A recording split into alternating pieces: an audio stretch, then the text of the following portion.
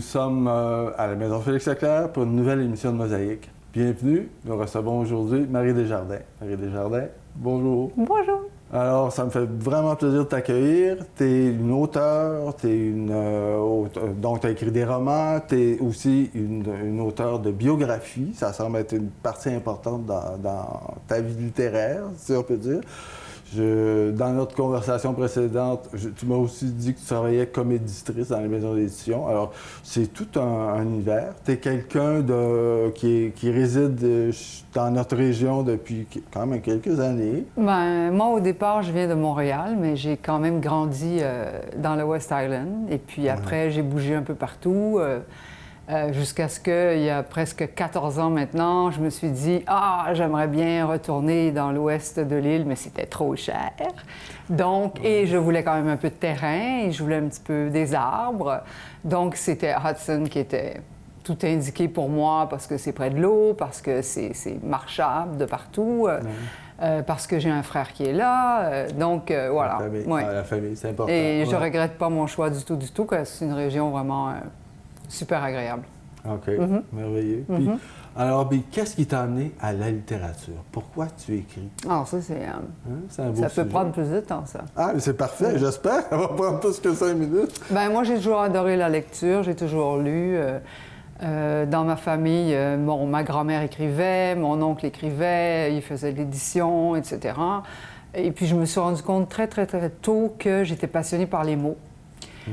Très tôt à l'école, et donc c'était la lecture qui me passionnait parce que je découvrais des mondes différents du mien, et j'ai commencé à écrire très tôt des romans. On se projette toujours dans des histoires, hein? Et comment? Voilà. C'est le bonheur de la lecture. C'est ça. Et puis ça a été un début comme ça. Puis après, bon, la vie fait qu'on se demande comment on fait pour gagner sa vie, qu'est-ce qu'on va faire pour gagner sa vie.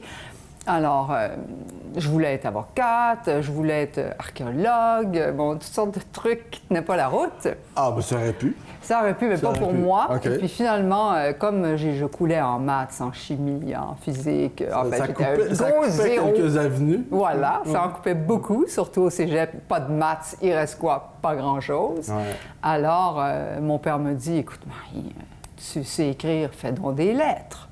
Fait de la littérature. Et au cégep, on m'a dit, vous ne gagnerez jamais votre vie, mais quel mauvais choix. Bon. Donc, j'ai continué, puis je suis allée à l'université, sachant pas trop qu'est-ce qui allait se passer. Et on m'a dit la même chose, mais vous voulez faire quoi avec la littérature? Vous ne pouvez que enseigner pour gagner votre vie. Alors, si vous voulez enseigner, il va falloir faire des études poussées. Donc, j'ai fait jusqu'au doctorat pour pouvoir enseigner, et après, en même temps, écrire. Et c'est ça qui a fait que, finalement, je calcule que c'est comme un passage à l'armée, on va dire. Ouais. J'ai fait un gros service militaire pour apprendre mon métier.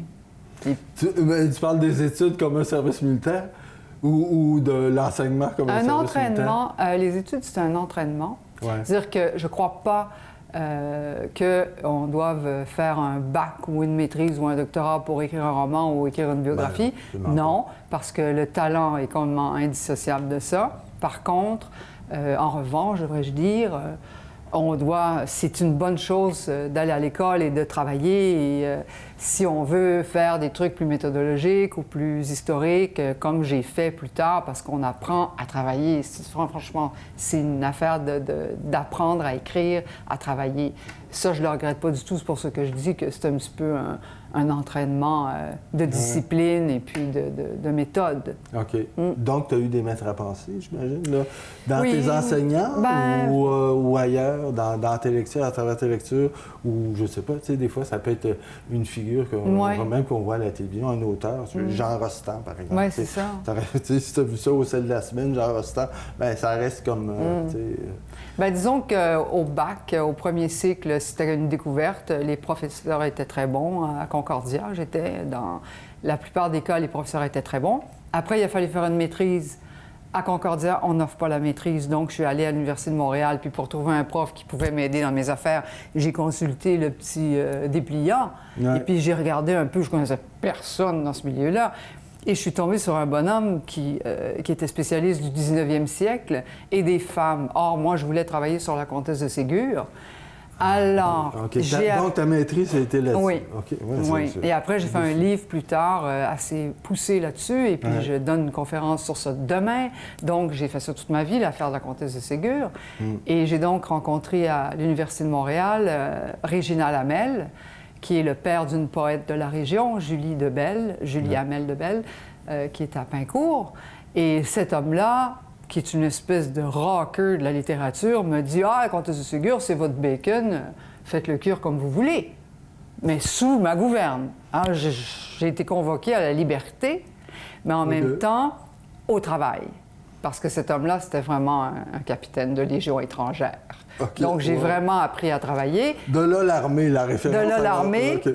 Mais un bonhomme tellement sympathique, qui est devenu un ami, qui m'a vraiment tout appris, qui m'a appris à travailler, qui m'a appris mon métier et qui me manque. Et comme lui était beaucoup dans l'histoire littéraire, dans l'histoire de la littérature, ça chevauche beaucoup de choses. Ça chevauche évidemment la création, mais pourquoi on crée, qui sont les auteurs, pourquoi les auteurs écrivent telle ou telle chose. L'histoire littéraire, c'est une discipline un peu mouvante, on va dire. Et moi, j'adorais l'histoire parce que j'adore découvrir qui se cache derrière l'œuvre. Pourquoi? Puis, parce que finalement, tout le monde écrit à propos de soi, plus ou moins. Et s'il y avait un maître à penser à cette époque-là, c'était certainement Henri Guillemin, qui est un maître de la méthode, qui est un maître de la documentation, qui est un maître des archives et qui est un maître de l'écriture. Alors, j'ai été beaucoup avec lui, disons. Oh mon Dieu Seigneur, tu ramènes des souvenirs des vieilles émissions de télévision des années 50, là, 60, Henri Guillemin. Wow, OK, wow. Alors, de là donc, la direction qu'a pris ton écriture vers, tu parles d'histoire de la littérature, donc, en fait, l'histoire des auteurs. L'histoire des auteurs, bon, en même temps... Plus que des mouvements littéraires. Ah oui. Moi, tout ce qui est la scientologie de la littérature, toute affaire-là, avec le vocabulaire qui vient avec, c'est pas mon bag. Je le comprends, je l'ai étudié, mais c'est pas quelque chose qui m'intéresse parce que je considère que c'est très stérile. Et ce qui m'intéresse, c'est le cœur, l'âme, la psychologie, l'intériorité des gens, pourquoi ils souffrent, pourquoi ils ont fait telle chose ou telle chose. Ça m'intéresse. Donc, évidemment, c'est pas très sérieux. Aux yeux de l'université, je m'en fous. Alors, j'ai continué à travailler dans ce qui m'intéressait, c'est-à-dire qui sont les gens. Qui sont les auteurs. Et quand j'écris un roman, je l'écris avec toute l'intuition, avec toute la passion, et puis quand je le relis, je le relis avec un œil d'historien de la littérature au sens où, je vois entre les lignes ce que j'ai dit. OK. Mais t'écris un roman, est-ce que t'écris un roman un petit peu comme si tu inventais une biographie d'un personnage, puisque tu sais, t'as vraiment ton œil, ta préoccupation, c'est ce qu'il y a dessous, l'espèce de filon intérieur qui amène la personne à créer. Puis d'ailleurs, c'est de ça qu'on veut parler aujourd'hui aussi, hein? Mais dans la fiction que j'ai faite, j'ai écrit un roman qui s'intitule Marie, c'est une histoire de famille, un autre qui s'intitule La voix de l'innocence, c'est une histoire d'amour, notamment avec une personne de la Légion étrangère. Je n'en sors pas de l'armée, ça a l'air. Il y a une référence. Qui est proche du réel, mais qui en même temps est très fictive. Ensuite, j'ai écrit un petit roman très court, mais très dense, qui s'intitule Ellesmer, qui réfère donc à la déportation des Inuits dans les années 50 à 2 reprises par le gouvernement canadien. Mais moi, je voulais... Oui, qui est une horreur, qui est une tragédie. J'ai rencontré des gens qui ont vécu cette tragédie, évidemment, avant d'écrire. C'est ça mon côté archiviste, on va dire. Mais moi, je voulais montrer un côté fictif, c'est-à-dire chez des gens du Sud, entre guillemets, c'est-à-dire des gens de la région, comment auraient-ils pu vivre? Comment cette affaire de tragédie inuite aurait-elle pu les affecter, eux? Alors, c'était ce point de vue que j'ai pris pour créer une fiction, pour expliquer ce scandale politique. C'était une autre avenue. Et mon dernier roman, qui s'intitule Ambassador Hotel, La mort d'un Kennedy, la naissance d'une rockstar. Ça, c'est 600 pages d'intériorité sur le quotidien d'une rockstar.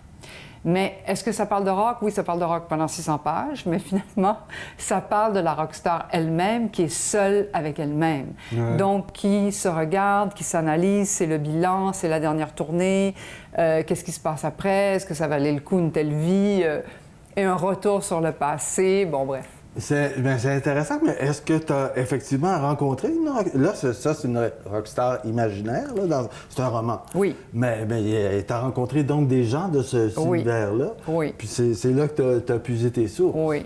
Et ça, c'est une autre forme de la méthode. Ouais. C'est-à-dire, on observe, on est dans un milieu pendant des années, on regarde des choses, puis on se dit, non, à un moment donné, moi, j'écris quand même des romans. Je me suis dit, non, je peux pas garder ça pour moi. Là, j'en sais trop. C'était trop intime au sens où je voyais ça dans les coulisses. Alors après, j'ai dit, non, je vais essayer d'écrire un roman, mais pour respecter les gens, parce qu'on peut pas tout dire. Ouais. Et ce qui arrive avec la biographie, qui est le problème de la biographie, c'est que justement, on peut pas dire. Tandis qu'avec le roman, on peut dire. On peut dire les choses. Surtout quand ce sont des choses indicibles ou difficiles à exprimer, ou gênante pour les gens. Ouais. Alors, quand j'ai fait, par exemple, la biographie de Vic Vogel, qui n'est pas une rockstar, mais qui est une jazz star, j'avais l'aval de Vic qui me disait « Oui, oui, on est très content que tu écrives une biographie, fais ce que tu veux, dis ce que tu veux, si tu me trouves pas intéressante, tu l'écriras. » Donc, c'était la pure liberté. Ouais. Et ça, c'était bien. Mais il reste que, si j'avais l'aval de Vic Vogel, j'avais peut-être pas non plus celui des proches de Vic, qui aurait pu être blessé par certaines choses que j'aurais pu écrire. J'en ai écrit quelques-unes, je peux pas me retenir. Ah, tu sais donc, j'en ai caché d'autres. Donc, c'est vrai que c'est toujours le même principe de comment on va traiter le réel. OK. Puis est-ce que l'éditeur, dans ce cas-là, est-ce qu'il y a son mot à dire sur si l'auteur est d'accord, si le sujet du livre est d'accord, c'est-à-dire la personne dont on fait la biographie? Est-ce que l'éditeur vient jouer dans vos plates-bandes? Bien, c'est-à-dire que l'édition, c'est très variable. C'est très complexe. Il y a toujours un contrat d'édition, puis il y a cette clause qui dit l'auteur doit être au courant de ce qu'il fait, et puis si ça porte préjudice, ça peut être compliqué. Donc, dans certains cas, par exemple, quand j'ai publié une autre biographie, mais j'ai dit que c'était un roman sur l'histoire d'amour de Sylvie Johnny, Sylvie Vartan, Johnny Hallyday. Là, ça a été plus compliqué parce qu'il a fallu faire lire ça par des avocats qui m'ont demandé de retirer certaines choses parce que ça aurait pu être sujet à, je sais pas, à litige, mais quand même, on ne sait jamais. On se protège quand il s'agit de personnages qui sont toujours vivants. Oui, revenons à ce livre-là. Donc, tu as été travailler en France. D'ailleurs, tu as passé quelques années là-bas. Oui. OK. Tu as travaillé en collaboration avec des auteurs là-bas. Oui. OK. Parle-nous donc un peu de cette expérience-là par rapport au travail d'auteur ici. Ça serait bien que tu nous dresses un petit peu un portrait comparatif, peut-être, là, des deux milieux. Ben, moi, mon expérience en France, c'était surtout à Paris, dans un milieu très, très, très circonscrit, c'est-à-dire le milieu de l'édition des femmes. Parce qu'à Paris, c'est un monde très, très, très, très complexe. C'est une autre sorte de jungle. Il y a toujours une jungle. À Montréal, c'est une jungle, une brousse, on dira ce qu'on voudra. À Paris, c'est un autre genre de jungle. Moi, j'ai été vers les éditions des femmes parce que c'est les éditions des femmes qui m'ont accueillie et qui m'ont fait travailler avec des auteurs, dont une japonaise, pour réécrire une histoire des femmes japonaises au 19e siècle. C'était passionnant. Oh, j'imagine. C'était absolument passionnant. Donc, j'ai travaillé avec elle. Ensuite, j'ai travaillé sur un autre livre avec elle sur les geishas et les prostituées, tous des sujets assez spéciaux. Mais formidablement passionnant parce que c'était de l'histoire. Puis en plus de ça, c'est parce que pour nous, on ne sait pas faire la distinction entre les deux quand il y a une distinction c'est ça. Réelle. Il y en a une réelle. C'est ça, exactement. Puis c'est vraiment intéressant pour nous de découvrir ces cultures-là par ce biais-là, parce que c'est une part importante dans la culture japonaise. Et c'est fou, parce que c'est exactement la discussion qu'on avait eue avec cette femme qui hésitait sur le titre à donner parce qu'elle voulait vraiment faire un descriptif de ce qu'est une geisha. Et avec j'ai dit, c'est geisha. et prostituée ou geisha ou prostituée. C'est pas la même chose. La geisha, c'est un apprentissage, c'est une artiste, c'est un art, on va dire presque, en tout cas centenaire, pas dire millénaire, mais centenaire, extrêmement travaillé. Bon, ça, c'était très intéressant. Et puis après, on m'a mis en contact avec une photographe très controversée, qui s'appelle Irina Ionesco, qui est la mère d'Eva Ionesco, la photo de la petite fille, là, c'est ça. Qui a été la première à érotiser son enfant, on va dire. Ça serait absolument pas acceptable aujourd'hui. Sauf que moi, ce que j'apprécie beaucoup avec ça, qui n'est pas forcément de la subversion, mais qui est de l'art, c'est dommage que la petite fille ait été, d'une certaine façon, exploitée par sa mère, mais il reste que sa mère exerçait un art et qu'elle a proposé quelque chose qui n'a jamais été égalé.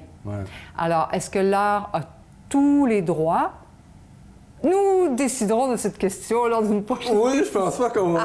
C'est un sujet très complexe parce qu'aujourd'hui, ça revient beaucoup. Oui. Parce qu'on est dans une société qui ne permet plus rien, une société complètement fermée, et bornée et pas intéressante. Mais dans son temps à elle, c'est-à-dire récemment, dans les années 70, elle-même était en survie. Irina Ionesco, en survie psychique. À un moment donné, il y a des choses qui s'expliquent. Vous êtes seul, vous êtes avec une enfant, vous n'avez pas d'argent, vous avez un talent inouï, vous venez d'un monde. Il faut lire le livre qu'on a écrit ensemble pour comprendre cette femme-là, qui est incroyable. Il va falloir d'ailleurs mettre les titres lors de l'émission, lors de la diffusion de l'émission. Ben oui, absolument. Ben, wow, fantastique. Qu'est-ce que tu as vécu à Paris versus ce que tu vis ici, tu sais, dans le milieu littéraire? Là, tu me dis que tu as été accueilli par les éditions des femmes. Donc, tu es allé là, sur invitation? Non. À l'époque, je voulais gagner ma vie, donc j'ai envoyé des CV, comme j'ai fait ici toute ma vie. Et puis, qui m'a accueilli, ça a été les éditions des femmes à Paris, qui m'ont dit, bien, veux-tu travailler là-dessus? Voulez-vous travailler sur cette chose? Oui, j'aurais fait n'importe quoi. Il m'aurait dit, n'importe quoi j'aurais fait pour pouvoir gagner un peu d'argent et puis être là par un bon moyen. Bon, la grande... Mais là, tu n'étais pas simplement éditrice, tu as été co-auteur. J'étais co-auteur. On appelle ça un rewriter. OK, mais ton nom apparaît quand même sur la couverture. Oui, c'est en collaboration avec. Donc, oui, on a travaillé ensemble, mais dans le cas d'Irina Ionesco, qui est une Roumaine d'origine, qui est une poète... pas qui s'ignore, en fait, elle s'ignore pas, mais il y a vraiment de la poésie dans sa langue, dans son style. C'était formidable. J'avais un matériau absolument de premier plan dans les mains, mais rien qui tenait la route, au sens où syntaxiquement, il fallait beaucoup travailler. Du point de vue de la construction, pour que le récit se tienne et se suive et sorte un peu de l'onirisme, il fallait beaucoup travailler, donc c'est ce que j'ai fait. Dans le cas de cette japonaise, Hideko Fukumoto, bien, c'était écrit en français par une japonaise. Alors, il fallait aussi beaucoup travailler le texte. C'est pour ça qu'on dit en collaboration. Mais est-ce que ça amène des amitiés? Est-ce que tu as bâti des amitiés avec ces femmes-là? Bien, Hideko habite au Japon, donc on ne s'est pas vu beaucoup, mais quand on pouvait se voir, on allait luncher, c'était super. Ensuite, Irina, qui est une personne extrêmement souffrante, psychiquement, qui a beaucoup de difficultés, notamment avec sa fille. Oui, on s'est pas mal vus à Paris, et puis à un moment donné, ben, la vie a fait qu'on s'est éloignés. C'est toujours comme ça, mais une des directrices des éditions des femmes est toujours une très grande amie à moi. Et bon, c'est formidable. Je continue de travailler là-bas parce qu'avec Ambassador Hotel, mon dernier roman, j'ai pris une attachée de presse à Paris, qui, par hasard, a travaillé des années aux éditions des femmes, donc on connaissait les mêmes gens. Le monde est petit, très petit. Et c'est une fille absolument formidable, qui fait un travail formidable. Alors, dans les grandes lignes, la différence, c'est entre ce que j'ai vécu dans le travail en France et ce que j'ai vécu dans le travail ici, c'est... pas la même rigueur, on va dire. Mais, là-bas, donc, tu étais plutôt lié avec cette maison d'édition-là. Ici, tu as beaucoup de publications aux éditions du Crâne. Oui. qui sont des gens c'est une maison montréalaise, mais les fondateurs, comme on a parlé récemment, ils sont de la région. Tout à fait, oui. Alors là, il y a quand même une certaine solidarité, une certaine amitié. Qu'est-ce que le rapport... Bien, ça, c'est le destin, comme on disait tout à l'heure, au sens où, comment je pourrais vous dire, à un moment donné, j'ai fait un livre sur Jeanne Benoît. Voilà. Jeanne Benoît. C'est un personnage important. Absolument. Pour le je ne voulais pas le faire. Je voulais absolument pas le faire. Ça, c'est ce qu'on appelle une commande. Ouais. Alors, le directeur des éditeurs réunis, celui qui fait dans la chick-lit, les choses comme ça, m'appelle, dans la biographie aussi, me dit « Ah, il faut absolument faire un truc sur Jeanne Benoît. » Oui, mais moi, je suis très rock. Je ne suis pas Jeanne Benoît du tout. Oui, mais c'est pas grave. Tu es la seule qui a écrit un article sur elle. Oui, c'est vrai, j'avais écrit un article sur elle. Bon, finalement, cette femme est un personnage extraordinaire. Donc, je l'ai fait. Je vais signer cette affaire-là. On va le découvrir à travers ton livre. Oui, qui s'appelle Le roman de la grande dame de la cuisine canadienne, quelque chose comme ça. Si mes souvenirs sont bons, ça fait déjà longtemps. Et j'étais au Salon du livre de Montréal, je signais cette affaire-là, et devant, il y avait le stand des éditions du CRAM, avec l'éditeur du CRAM, qui vient me saluer, pas sauvage comme moi, pas désagréable du tout, l'inverse. Donc, il vient me parler, bon, je me renseigne, c'est bien, le CRAM, moi je sais que vous faites de la psychologie, vous faites un peu de la société, vous faites des trucs comme ça, littérature générale. Oui, oui, mais on vient de lancer une collection sur la biographie. Alors à ce moment-là, moi, j'ai travaillé sur Vic Vogel. Et j'ai dit, mais qu'est-ce que vous allez faire? Bien, le premier livre qu'on va sortir, ça va être Serge Fiori. J'ai dit, mais vous partez dans des conditions extraordinaires, c'est extraordinaire. Et il s'est trouvé que j'ai rappelé cet homme pour lui dire, bien, quand ton truc sur Serge Fiori... non, l'éditeur de Fiori. J'ai dit, quand ça va sortir, ben nous, on va faire une émission. En ce temps-là, je travaillais à Radio Centre-Ville avec Marguerite Paulin, une collègue. On faisait une émission sur la biographie. J'ai dit, on va interviewer, peut-être pas Serge Fiori, mais on va parler du livre au moins. Alors, je l'appelle au moment où il doit faire corriger les épreuves, puis il n'y a personne pour le faire. Bingo. Alors, on a commencé à travailler comme ça. Après ça, il m'a dit, mais Vic, ça m'intéresse, évidemment. Il venait de partir sa collection. Et moi, je voulais absolument pas aller chez Québécois. Ce sont qui n'auraient peut-être même pas accepté. Alors, j'ai dit, veux-tu Vic? Bingo. Je te le donne. Et après, je lui ai dit, mais il y a Ellesmer aussi, tu comprends l'affaire des Inuits? Il a dit, mais oui, évidemment qu'il faut faire ça, c'est un devoir de mémoire. Absolument. Et après, Ambassadeur, il m'a dit, bien, il faut absolument le faire. Bon, bref, il a beaucoup aimé ce que j'ai fait. Puis finalement, il a dû partir, cet éditeur, malheureusement. Et le patron m'a dit, veux-tu être éditrice des éditions du CRAM? Alors, j'ai dit, OK. Et voilà, c'est comme ça que je suis devenue éditrice pour eux. Alors, je fais de la psycho, j'essaie d'apprendre quelque chose. Mais écoute, c'est absolument fantastique. Tout le monde ici là, qui écoute l'émission va aller à la découverte de tes livres. Je suis ravi d'avoir fait ta rencontre. Merci beaucoup. Merci Stéphane, beaucoup. C'est moi.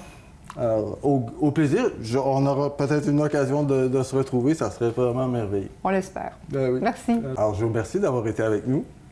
C'était un moment merveilleux qu'on a passé avec Mme Marie Desjardins. J'espère que vous avez eu autant de plaisir que moi. Puis, on se retrouve la semaine prochaine pour une nouvelle émission de Mosaïque. Au revoir.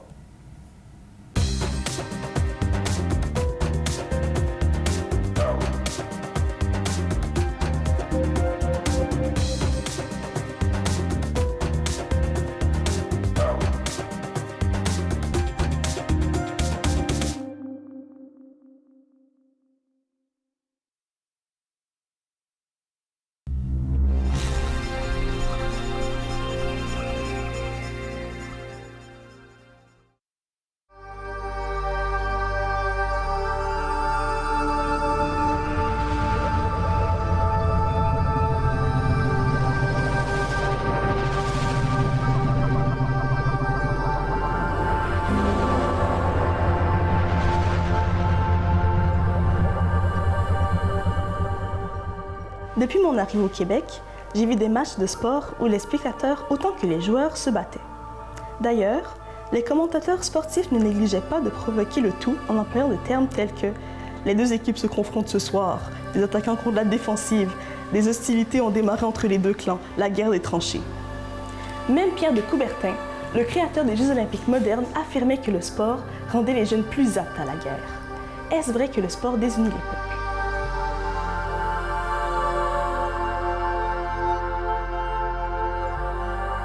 Lors de mon séjour assis sur la télé, je me suis rendue chez des partisans français et croates lors de la finale de la Coupe du Monde FIFA 2018 pour en avoir le cœur net.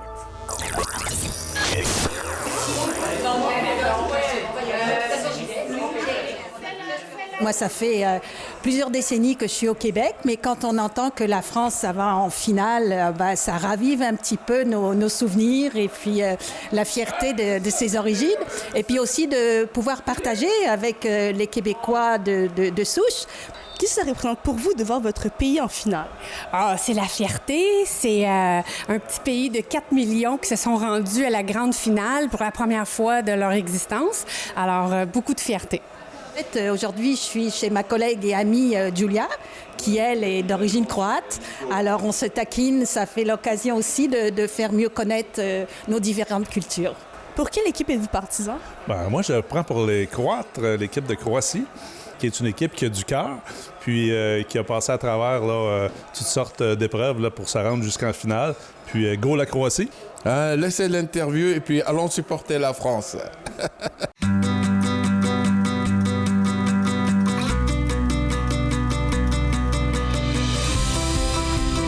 Malgré tout, on se rappellera surtout du côté rassembleur de M. de Coubertin. Il parlait des Jeux olympiques, tout comme de la FIFA, comme d'un instrument de la paix, et que l'important, c'est de participer.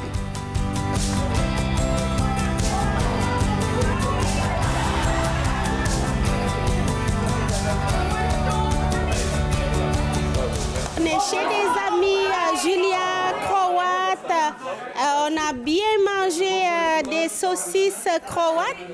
Donc, le fair play, on a gagné, mais quand même, on est avec elle.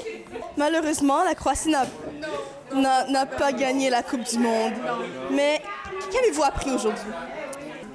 C'est que c'était la Croatie qui avait la balle plus que la moitié du temps, puis ils n'ont pas été capables. Puis les Français, oui, ils ont eu des buts, mais il y en a deux de ces buts-là que c'est à cause des petites fautes de la Croatie. Alors, c'est les Français, bravo les Français, mais on a bien joué, puis je suis fière des Croates. Finalement, ce sont les Français qui ont remporté la Coupe du Monde. Mais au bout du compte, tout le monde en sort gagnant. C'était une occasion pour tous de se réunir et de célébrer ensemble.